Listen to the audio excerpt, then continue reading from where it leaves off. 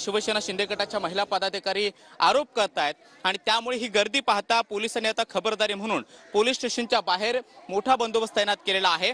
रात्रीच या ठिकाणी हा सगळा प्रकार घडला आणि त्यानंतर खबरदारी म्हणून आरोपी गणपत गायकवाड असतील किंवा त्यांच्यासोबत अटक करण्यात आलेले जे 2 आरोपी आहेत त्यांना सुद्धा कळवा पोलीस स्टेशनमध्ये हलवलेला आहे आणि या पोलीस स्टेशनच्या बाहेर जिथे हिल लाईन पोलीस स्टेशनच्या मध्ये हे प्रकार घडलेला होता, गोळीबार झालेला होता, तिथे कुठेतरी तणाव निर्माण होऊ नये यासाठी ही खबरदारी पोलिसांनी घेतलेली होती। महिला पदाधिकारी मोठ्या संख्येने जमलेले आहेत। दुसऱ्या बाजूला आपण पाहतोय की हिल लाईन पोलीस स्टेशनच्या बाहेर महिला पोलीस कर्मचारी तैनात आहेत, मोठा फौजफाटा या ठिकाणी तैनात करण्यात आलेला आहे।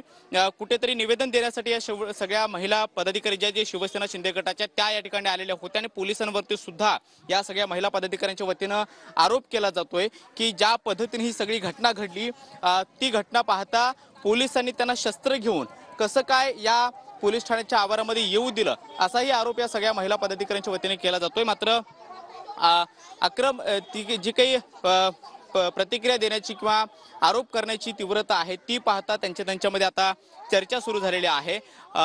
ताई, या ठिकाणी तुम्ही आलेला आहात, नेमकं काय सांगायचंय? सर्व घडामोडींवर आपलं लक्ष असणारच आहे।